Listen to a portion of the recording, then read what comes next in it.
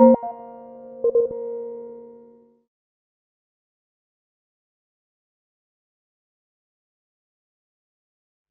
esta es la primera microcharla de FIDO dedicada al sector del diseño.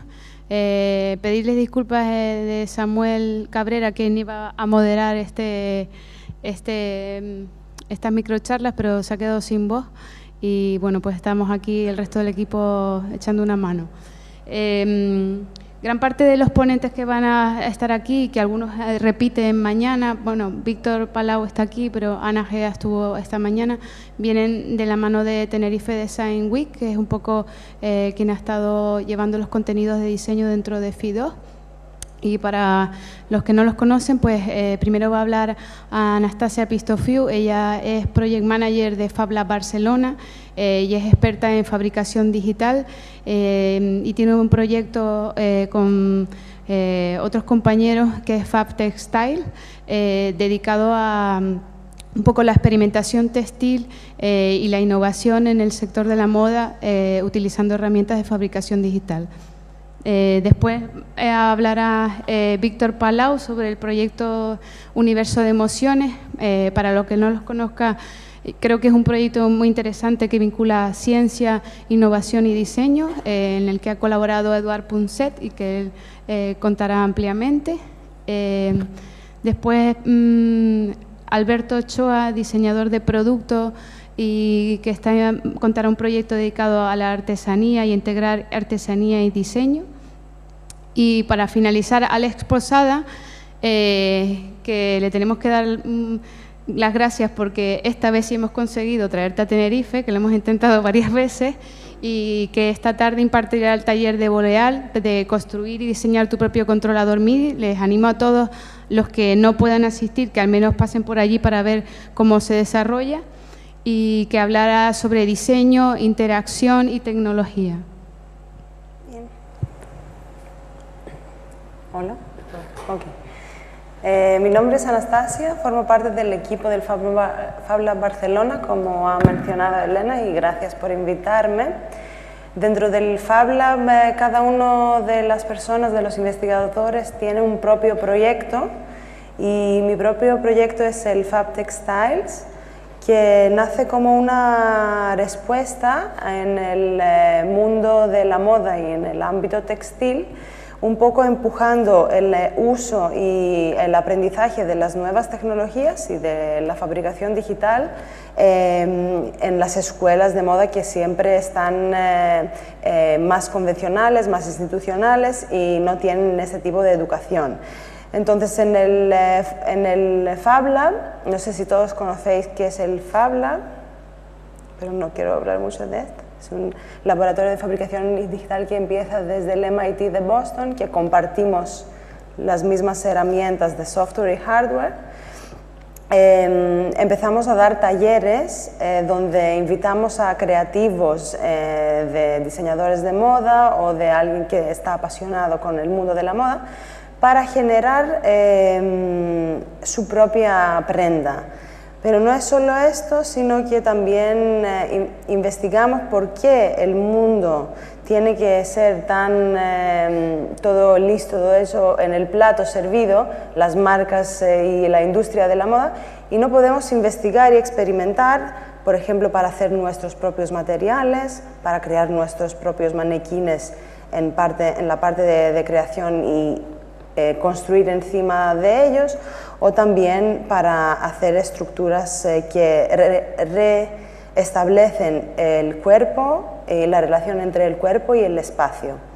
Y es bastante coherente porque la revolución industrial empezó primero con la industria textil, y ahora que estamos en la tercera revolución industrial repensamos lo que define nuestra ropa. Estamos dentro del movimiento Maker, eso significa que todo lo que hacemos es un poco de uso compartido, es open source, intercambiamos archivos entre los laboratorios de fabricación digital y hablamos más para una fabricación distribuida más distribuida dentro de los laboratorios y no de una producción masiva que ocurre hoy en día en China. Lo que genera el ambiente del laboratorio es poder tener toda esta base para experimentar. Entonces ahora vienen estudiantes de las escuelas que hay en Barcelona, vienen de todas las escuelas que hay en Barcelona de moda para generar las prendas. Y la infraestructura permite cortar por láser o hacer bordado digital a través de imagen y cosas que ellos no tenían en cuenta antes. Eso es un ejemplo muy primario, como empezamos con los estudiantes, empezar a modelar en 3D y luego directamente ir lo que llamamos nosotros from design to production. Voy a hablar más con ejemplos porque hay mucha generación y variedad y diversidad en los proyectos que hacemos y tengo solo 2 minutos. Eso es un proyecto de reutilizar canvases de una exposición para crear unos bolsos que no tienen ninguna costura. Estamos hablando de costura digital, solo ensamblando el bolso. Y el estudio es bastante interesante. Luego, cuando estamos hablando de generar tu propio material, empezamos a investigar cómo podemos nosotros hacer tejido y cogemos fibras de la materia prima haciendo una propia herramienta que se adapta en un brazo robótico controlada por un microcontrolador de Arduino para hacer spraying encima de un manequín entero. Entonces, directamente haces la prenda encima del cuerpo. Y también puedes hacer estructura y generar el tejido encima de estructuras. Y luego, hablando un poco de los nuevos medios, teníamos que actualizar el sistema de cómo hacemos la enseñanza. Entonces hacemos los estudiantes mirar a hacer piezas modulares donde hacen una unidad y pueden hacer ropa que se puede ir cambiando, montando y desmontando. Entonces tienes una prenda que se puede variar todo el tiempo, es prenda con vida, como estos ejemplos. Y luego integrando un poco lo que son los sensores y los circuitos flexibles, circuitos soft, que eso es un ejemplo básico, que es integrar un sensor de luz y unas luces en un collar. O hacer un bolso que cuando se abre se enciende la luz para que tú puedas ver lo que hay adentro. También hacemos talleres más extensos con el Instituto de Arquitectura Avanzada, el IAC, donde la Fab Lab está adentro, imprimimos en 3D zapatos para diseñadores que no tienen conocimiento de hacer el modelado 3D, pero sí que tienen la idea. Y ahora estamos también generando un vestido impreso en 3D. Me voy a acabar en el vestido impreso en 3D, que lo podemos generar con diferentes formas, es un diseño paramétrico. Entonces, no hay un diseño definitivo, sino que tú tienes unos parámetros que puedes variar y cada vez generas el diseño de nuevo. Tienes un archivo que te puede generar 1000 diseños. Me acabo. ¿Tengo más? No tengo más. Ok. Vale. ¿Cuántos habéis estado esta mañana en la presentación de Ana? 3, vale, perfecto. Bueno, yo soy Víctor Palau. Hola, este es nuestro estudio. Nosotros nos dedicamos a hacer diseño gráfico tradicional. Hacemos botellas, aceites, trabajamos para la extinta Bancaja, hacemos marcas para clínicas o para una industria papelera. Y creo que esta es la siguiente, vale. Os hago la pregunta que hemos lanzado esta mañana, Ana. Si yo os digo árbol, ¿todos os imagináis un árbol? ¿Seguro? Seguramente el tuyo será diferente al mío. El mío es grande, verde, con un tronco y en un paisaje muy bonito. Pero si os digo amor, que era lo que decíamos esta mañana, ¿cómo te imaginas el amor? ¿Tiene forma? ¿Tiene color? Sí. ¿De qué color? Rojo. Mira, interesante. ¿Y está en el espacio? ¿Está conectado con otras cosas? Generalmente sí. Claro, claro. Bien, pues es que os he dejado esa pantalla. ¿Cómo puedo entrar en Internet? Bueno, ahora luego lo vemos. Hace 4 años nosotros nos planteamos precisamente esta pregunta. Nosotros cuando leemos los libros de Punset sobre temas de emociones, al fin y al cabo es un libro como cualquier otro libro de literatura, pero es muy difícil visualizar aquello de lo que habla. Habla del amor, habla de la tristeza, del odio, de la rabia, de la ira. Todas esas emociones podemos entenderlas, pero no las podemos ver. Nosotros hace 4 años le planteamos a Eduard que queríamos visualizar las emociones, queríamos poder ver las emociones para que cualquiera de nosotros pudiese imaginarlas de algún modo. Evidentemente nosotros hacemos otra interpretación, y que de ese modo pudiésemos hablar de ellas y de relacionarlas de la forma adecuada. Con lo cual, después de un primer intento que fue hace 4 años, en los últimos 2 hemos estado elaborando un universo de emociones en los que se pueden visualizar las emociones y podemos medirlas y podemos interpretar por qué están donde están y cómo interactúan entre ellas. Y para verlo, la mejor manera es...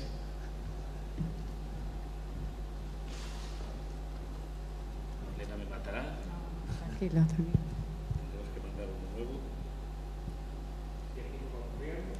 Ya.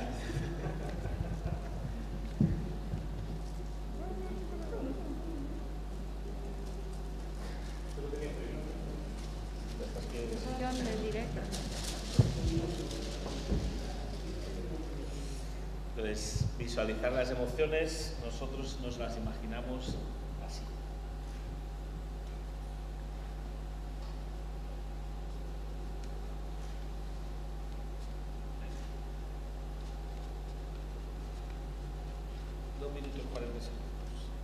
Estos son 307 emociones que son las que componen nuestro interior, nuestra psicología interior.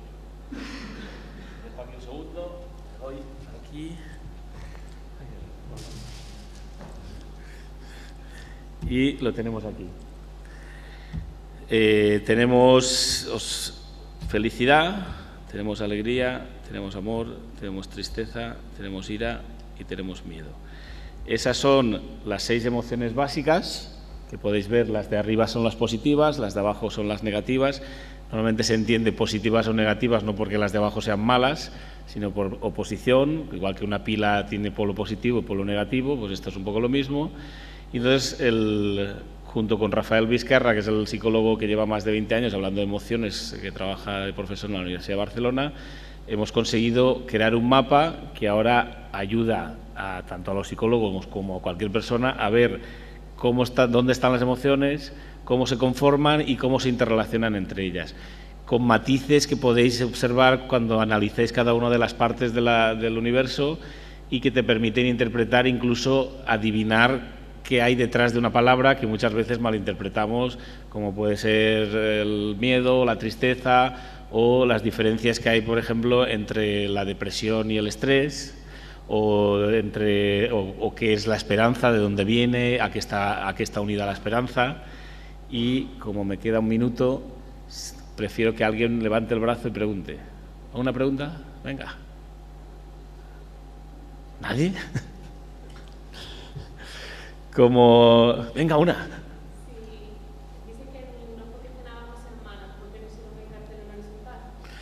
Porque realmente sí que había que indicar, a ver, psicológicamente las partes de abajo son malas porque nos producen problemas, no es porque sean malas. El miedo, por ejemplo, es bueno tener miedo, porque si no tuviésemos miedo nos lanzaríamos por un precipicio o haríamos cosas imprudentes que nos costarían la vida. El miedo es bueno, tener miedo, porque eso nos permite salvarnos, pero claro, había que visualizar que la parte de arriba es la más positiva y la parte de abajo es la que nos puede hacer más daño. No es que sea negativa en el sentido estricto. Tener miedo puede llevarte a tener una vida que no es socialmente aceptable. Es decir, tú no puedes vivir con miedo porque al final no harías nada. Pero el miedo es el que genera muchos problemas. Igual que la ira genera muchos problemas o la tristeza genera muchos problemas. Me alargo los 20 segundos que sea. Por ejemplo, una de las cosas que hemos descubierto haciendo el trabajo, hemos disfrutado mucho con los últimos 2 años, hemos descubierto que, por ejemplo, el ser humano necesita de todas las emociones. Necesitamos ser felices, que es la parte azul de arriba es la felicidad, necesitamos tener alegrías y necesitamos tener amor. Pero también necesitamos tener ira, o necesitamos tener miedo y necesitamos tener tristeza.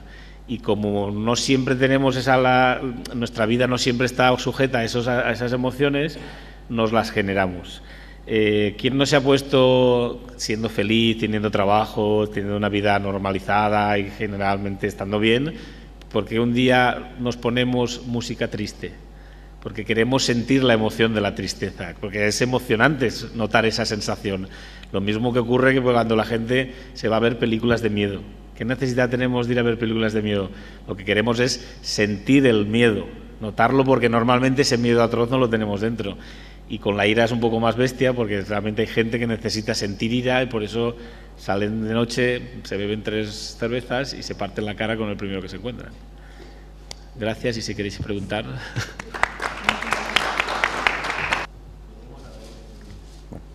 ¿Qué tal? Mi nombre es Alberto Ochoa, soy el responsable de proyectos de Ochoa y Diadianos, que somos un estudio de diseño de producto y diseño industrial, que estamos aquí en Tenerife, muy cerquita del TEA.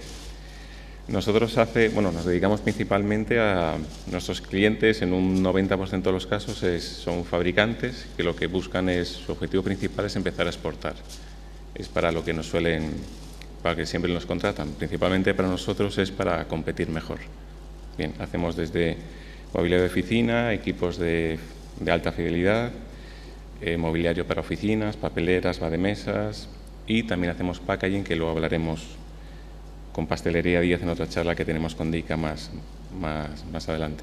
Este es un pequeño resumen de ferias internacionales y premios que tenemos. Con 6 minutos no les voy a aburrir de los estupendos y maravillosos que somos en el estudio. Nuestro estudio tiene unos 12 años. Hace aproximadamente 8 comenzamos un proyecto experimental dentro. Como ya no teníamos suficiente cosas, pues nos añadimos una más. Y es que nos dimos cuenta de que en el diseño industrial teníamos un problema relativamente grave, y era que cuando tú prescribes a un cliente el acabado superficial de una pieza, se lo tienes que justificar, porque el acabado superficial de una pieza es donde está el importe más grande del gasto económico que va a tener. Es decir, si yo uso acero inoxidable y lo voy a pintar, tengo un precio, pero si yo uso acero inoxidable y lo quiero como un esmerilado, como un frigorífico, para que sea una idea, el coste se aumenta muchísimo. Y no teníamos argumentos de venta para decirle a los clientes, elige este acabado o elige el otro, porque los estudios de mercado no son tan precisos como para llegar al acabado superficial de las cosas, ¿no? Pero en el acabado superficial se va casi el 70% del presupuesto de un proyecto, por lo tanto, teníamos un desfase de información muy grande que no se conectaba con el gasto real que tenía esa parte de los proyectos. Entonces creamos Objetus, y lo que hicimos con Objetus fue crear series limitadas que fabricábamos nosotros mismos en el taller y que hacíamos, por ejemplo, 100 series esmeriladas, 100 unidades en chorro de arena, 100 series pintadas. Y con eso lo que nosotros teníamos era una estadística propia de la gente, cómo percibía esos acabados superficiales. Entonces, bueno, para sorpresa nuestra, en parte por desgracia, funcionó tan bien que el proyecto está en rotura de stock constante, y porque no damos abasto para fabricar tantas. Y bueno, la línea de packaging tuvo un par de premios y demás, ¿no? La verdad es que es un proyecto que en el estudio le tenemos muchísimo cariño. Este proyecto nos llevó a trabajar sobre este otro, que es el souvenir. El souvenir para nosotros es un caso fascinante, porque tú antiguamente para comprar un souvenir tenías que ir al sitio, pero ahora mismo estamos en un mercado en el que tú puedes comprar cualquier cosa desde cualquier sitio en cualquier momento. Por lo tanto, el souvenir ya no tiene sentido como objeto que te traes como recuerdo. De hecho, el mayor souvenir que se lleva la gente de Canarias, si no lo saben, son las piedras. Y es imposible competir de precio con una piedra que te encuentras en la playa. Es imposible. y tiene una sensibilidad y un tacto y una presencia con el que es muy difícil competir. Y esto nos llevó a estudiar qué relación hay entre esto, que es un proyecto también extraordinario, con la artesanía. Entonces propusimos al Cabildo de Tenerife un proyecto hace 2 años, que es el Workshop de Innovación en el Sector Artesanal, en el que lo que hacemos principalmente es tratar a los artesanos como si fuesen diseñadores industriales, porque lo son.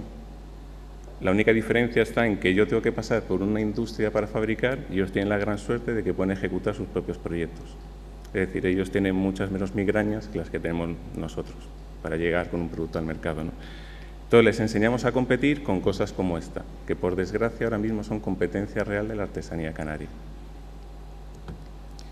Estas son las cosas que se venden en las tiendas de los aeropuertos en Tenerife. Tenemos desde una bola de nieve con unos magos dentro, que es extraordinaria, a un plátano con 4 chupitos, a iconografías basadas en el dragón milenario que no tienen nada que ver con el árbol, y como ven, pues pocos canarios probablemente se sientan identificados realmente con estas cosas. Pero por desgracia es lo que vendemos hacia afuera. O sea, hay que ser realistas. De hecho, nuestro proyecto se basa en la realidad más absoluta. De hecho, nuestro primer souvenir experimental fue este, que lo verán expuesto ahí fuera. Pensamos que ¿qué hay más canario que la propia geografía canaria? La verdad es que funcionó muy bien. Entonces empezamos a experimentar sobre estos conceptos. Curiosamente, la artesanía tiene este problema, y es que si hacemos esta pirámide precio-calidad, medio, alto y bajo, curiosamente la artesanía está en los 2 extremos.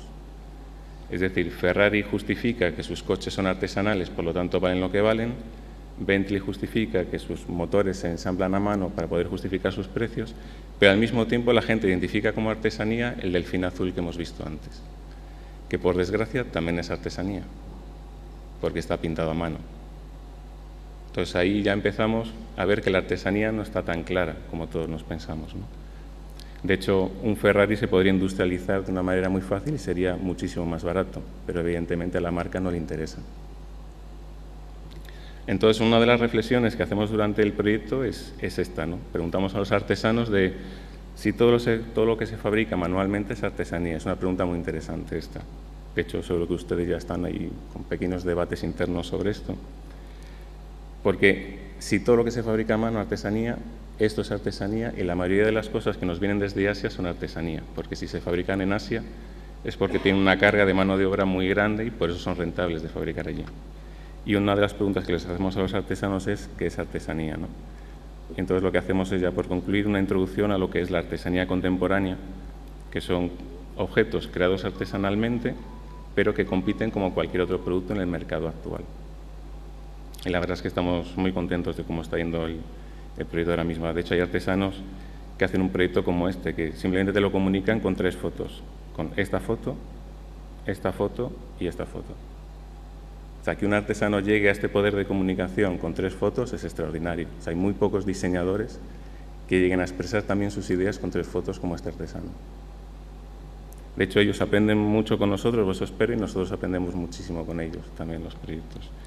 Y esto ya para concluir, estas son a partir de... O sea, lo que les comentaba, que el delfín al final es un tema de competencia puro y duro, la búsqueda del auténtico. Estos son algunos objetivos que son más teóricos. Y estos sí son ya proyectos hechos aquí en Tenerife, por algunos artesanos. Nos integran transparencias, imanes, pátinas, papeles vegetales, por ejemplo. Y ya se empieza a ver una iconografía mucho más moderna y mucho más actual. O sea, aquí ya están viendo piezas que podrían estar en una casa moderna perfectamente. De hecho, algunos son tan modernos como esto. De hecho, para que se vean cómo funciona el sistema, el proyecto dura 5 semanas y este proyecto, que es un separador de ambientes hecho con papel, lo hizo una señora que es muñequera. Una señora que es muñequera, en 5 semanas, si le das un poco de creatividad y libertad, es capaz de crear algo así, que dejaría mal a muchos proyectos final de carrera de algunas escuelas. Y de hecho se volvió tan loca que hizo esto y empezó a hacer lámparas también con folios A4 de polipropileno. Hizo un proyecto fantástico, muy bueno. Gente de piel que de repente empieza a hacer lámparas, por ejemplo, y esta pieza que es magnífica, por ejemplo. O sea, esto es lo que hace un artesano de aquí cuando se le da el respeto y 5 semanas. Esto es todo. Hola. Gracias por invitarme a la organización, por fin este año parece que ha sido posible. Soy Alex y soy fundador de varios proyectos, pero donde más estoy focalizado es en mi estudio, que es MIT, que es un estudio de diseño de interacción, donde focalizamos mucho el trabajo a dos ámbitos diferentes. Uno es el desarrollo de proyectos más enfocados a entornos inmersivos, como muy ligado al ámbito artístico. Y otro, que es un poco más reciente, es el desarrollo de producto tecnológico, producto vinculado sobre todo al ámbito cultural, enfocado mucho a los músicos y a los creadores digitales, ¿no? Os voy a hablar de Boreal porque es el proyecto que presentamos aquí con un workshop que dura 2 días, entre esta tarde y mañana por la tarde, y es uno de los proyectos, uno de los productos que estamos lanzando en estos momentos. Es un producto que vincula varios ámbitos muy interesantes, como son el diseño, la innovación, que se habla mucho aquí en este foro, y una cosa muy interesante que no se ha hablado todavía es el open source, es el open hardware o el hardware abierto, ¿no? Que es una nueva tendencia de la tecnología y que ha hablado un poco Anastasia, que trabajamos en un ámbito muy similar. Entonces, Boreal es un producto, será un producto porque, claro, el hecho de lanzar productos bajo este tipo de soportes, como es una campaña de crowdfunding, implica que ya estás haciendo el anuncio del producto antes de sacarlo. Entonces, un producto que se está financiando a partir de crowdfunding, que supongo que muchos de vosotros habéis oído hablar de este tipo de plataformas. En concreto es la plataforma Goteo, que es una plataforma que apoya proyectos sociales. Hace 1 año y medio aproximadamente lanzamos la campaña, conseguimos unos 16.000 euros para desarrollar el producto y el producto está ahora mismo a punto de ser entregado a sus cofinanciadores. Es una interfaz de código abierto de hardware completamente programable, con un aspecto muy minimalista para poder conectarlo a cualquier tipo de dispositivo y mapear cualquier tipo de señal a cualquier tipo de dispositivo. Entonces lo podemos usar principalmente para control de software en tiempo real, pero también otro hardware, robótica, electrónica, etc. Entonces os voy a enseñar primero un poco lo que fue la parte inicial durante la campaña de prototipado y de diseño, y luego vais a ver un poco lo que es ahora actualmente el producto final, que es lo que vamos a hacer esta tarde en el taller, montar un pequeño Boreal. Este fue el primer kit que desarrollamos allá hace 3-4 años. Aquí algunos diseños de los productos que anunciamos durante la campaña. Al principio eran kits que la gente se podía montar ella misma. La idea era que tú tuvieses, como es open source, toda la documentación, todo el hardware, todo el diseño es abierto, la gente se lo podía montar por su cuenta, soldar incluso, ¿eh? Lo que pasa es que después de hacer varios talleres nos dimos cuenta de que a nivel de soporte técnico por parte de nuestra era muy complejo dar la opción a los usuarios de que se montasen absolutamente todo de cero, porque la gente que no está acostumbrada a soldar creaba muchos problemas, hacía muchas fallas, muchos errores, y entonces eso al final te daba mucho más trabajo que otra cosa. Entonces al final decidimos reducir los 4 modelos iniciales que había a 2 únicos modelos que eran ya ensamblados, al menos la parte electrónica. Y la parte de cases, la parte de envoltura, la parte más del acabado final del producto, se fabricaba también a través de procesos de fabricación digital, pero ya lo entregábamos todo también acabado, digamos. Y la gente lo único que hacía era ensamblarlo y programarlo, ¿no? Este es el Slim, que es como el producto estrella. Y actualmente, a día de hoy, estamos a punto de finalizar esta campaña que nos ha llevado aproximadamente 1 año y medio de trabajo. No os imagináis lo complejo que es sacar un producto al mercado. Os podría contar 1000 historias de todo lo que hemos pasado, de los infortunios, el cúmulo de casualidades que se han dado para tropezar una y otra vez con problemas, con proveedores, con fabricantes. Y bueno, al final creo que hemos llegado a un buen puerto y a día de hoy ya tenemos 2 dispositivos que estamos lanzando ahora mismo. Ya empezamos a tener pedidos, tenemos a Arduino de partner, conocéis, supongo, la plataforma Arduino, que es como un microcontrolador open source, que es el paradigma del open hardware ahora mismo. Formamos parte del grupo de Arduino con este proyecto. Este proyecto está basado en Arduino, digamos que la electrónica que hay, que es open source, chupa de Arduino, y como tal, digamos que es como un nuevo Arduino orientado a controlador en tiempo real. Hemos firmado un convenio con Arduino en el cual Boreal será el nuevo Arduino controlador MIDI que saldrá al mercado este año. Este es el Boreal Mini, del cual vamos a hacer el taller. He traído unas cuantas unidades y los montaremos y aprenderemos a usarlos, que tiene dos cases con sistemas de fabricación digital, uno que es más low cost, el que vamos a usar, y otro que es más bonito, con mejor acabado, con un buen material, que es HiMac LG, que es una especie de Corian competencia, supongo que conocéis.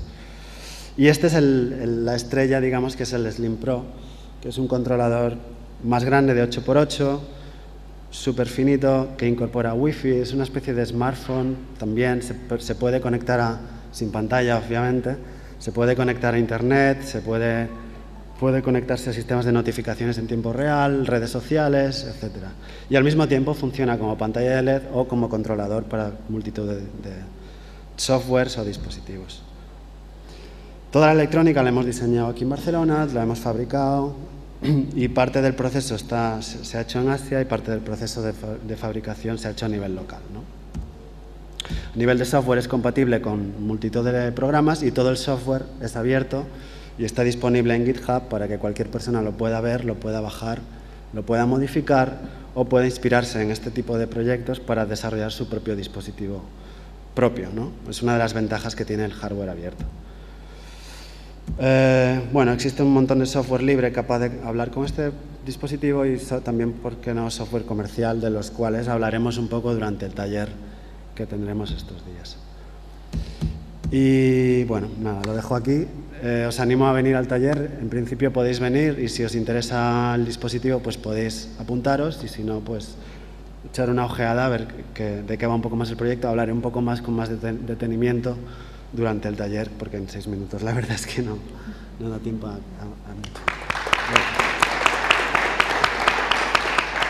Aprovechando que los tenemos a todos sentados, ¿alguien quiere hacer alguna pregunta?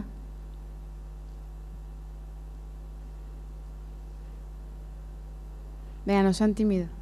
El tema del mapa de las emociones que trabajan en Pulset, al final lo tenéis como para venta pública, o sea, como un proyecto de producción de estudio, o ya tenéis. Sí, puedes comprarlo y ver y conocer más información en universodeemociones.com, 1850 en la puerta de tu casa.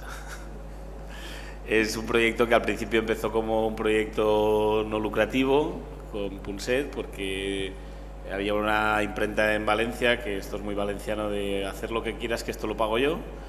Entonces nos propuso que hiciéramos lo que nos diese la gana, que ellos pagaban el proyecto, y se hizo el primer universo de emociones con solo 33 emociones. No nos preguntes por qué, fueron totalmente aleatorias, y tuvo tanto éxito que, como aquel proyecto no era comercializable, planteamos generar el siguiente y hemos tardado en todo el equipo casi 3 años, y ahora puedes saber en universodeemociones.com todo el proyecto y puedes ahí leer. Próximamente, esperemos que sean finales de febrero o así, saldrá el libro, que será una especie de manual de instrucciones del universo, en el que se explicará muchas de las cosas que decimos nosotros en las conferencias, de por qué están las emociones arriba o abajo, por qué, cómo interactúan entre ellas o cómo nosotros las vivimos.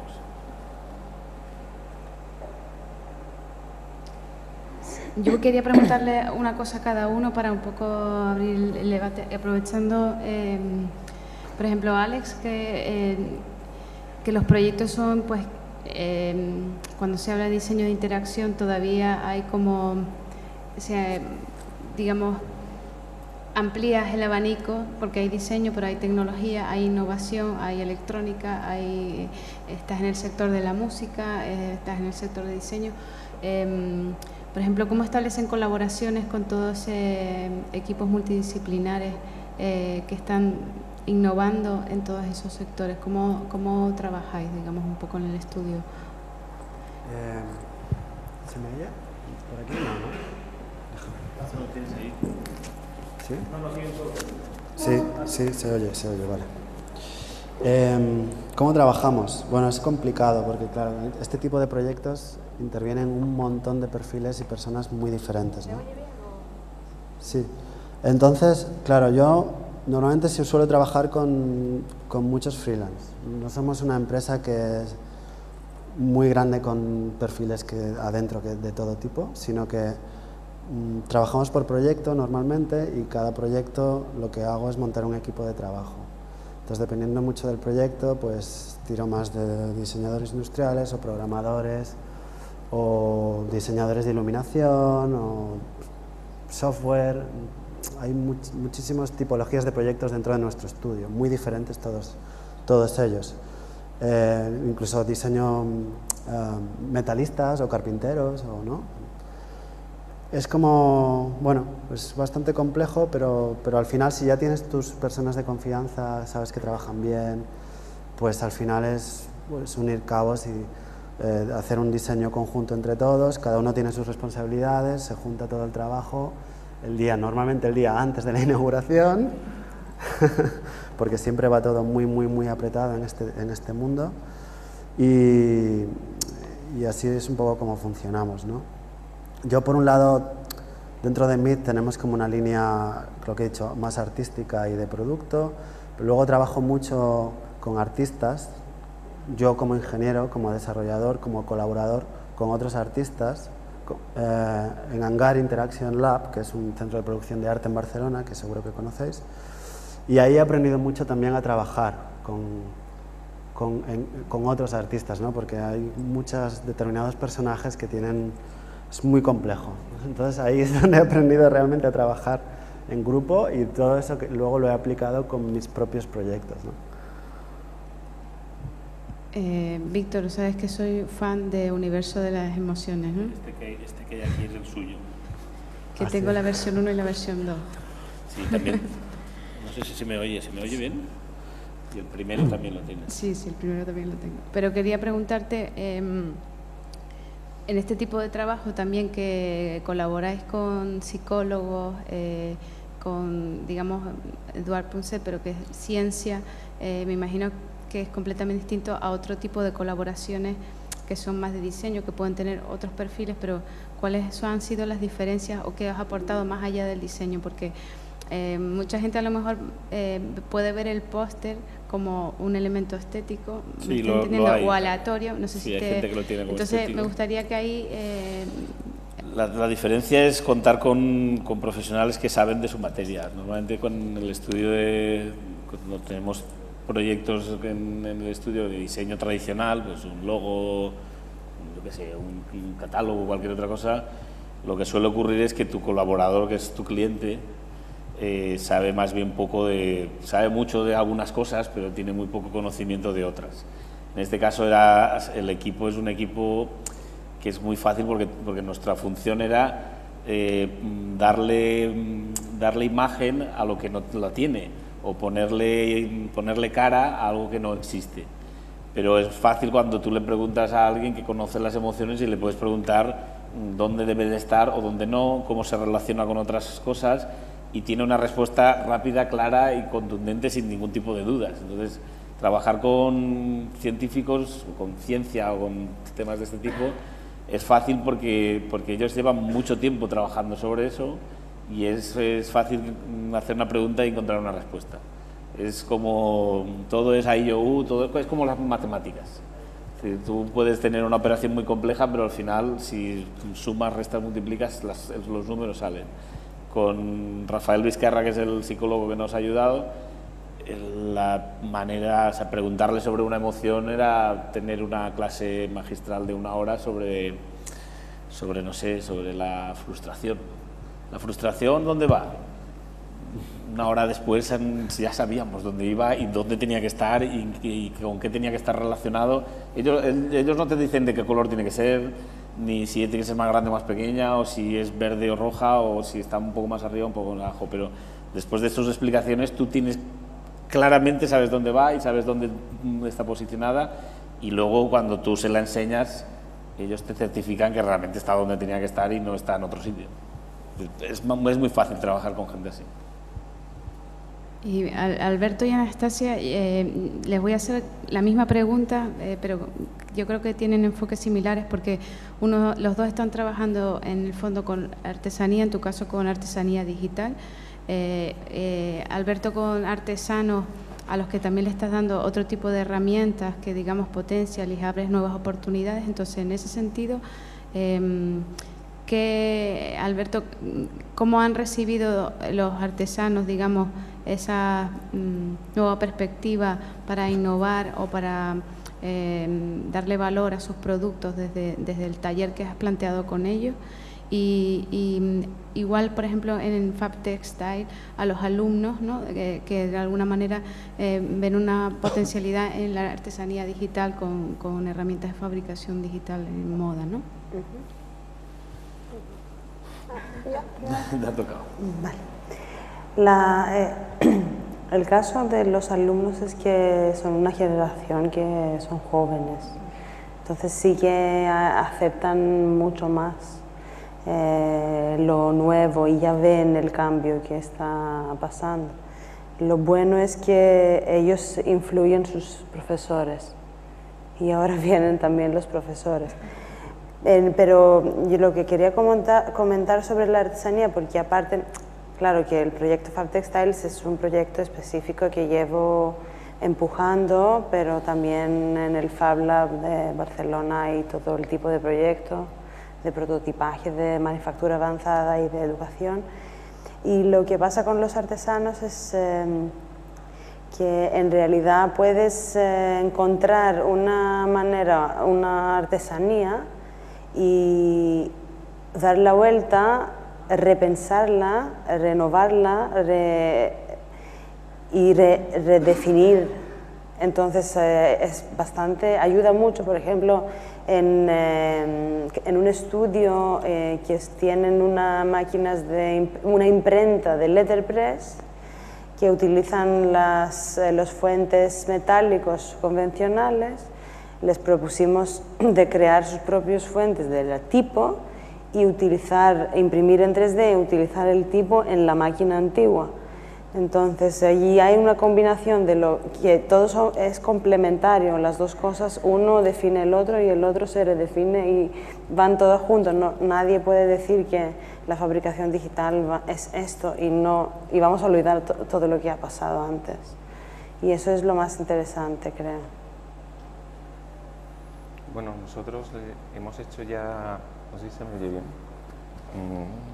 hemos hecho ya 4 proyectos en Tenerife y nosotros siempre se lo decimos a los artesanos cuando empiezan el proyecto, es un proyecto muy duro para ellos. O sea, sobre todo la primera semana, que el primer grupo la bautizó como la semana del pánico para los siguientes grupos, para ellos es súper dura porque yo, por ejemplo, cuando les explico cómo trabajamos nosotros en el estudio, te miran como un marciano. Es decir, yo cuando les digo que nuestro briefing, o sea, el briefing de un proyecto de un equipo de alta fidelidad, pues son unas 50, 60 páginas y la primera línea siempre es la misma, que es el PVP. Porque nosotros vivimos, por desgracia, el mundo del PVP, del precio de venta público. Entonces, claro, explicarle a un artesano tradicional o analógico, por decirlo de una manera, que antes de llegar a pensar cómo puede ser un objeto formalmente, tienes que saber, sin que exista, cuánto debe costar, es muy duro.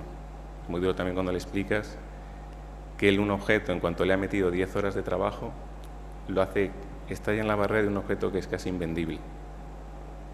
Porque para mí, por ejemplo, en diseño industrial, que un operario meta 2 horas de trabajo manual en un objeto, yo ya estoy en el límite de lo que es producto de lujo total. Pero total. Es decir, repercutir 2 horas de esfuerzo de una persona en un PVP es inmenso. Entonces, ese cambio de mentalidad de que ellos racionalicen sus tiempos es complicado, pero cuando lo asimilan es súper gratificante.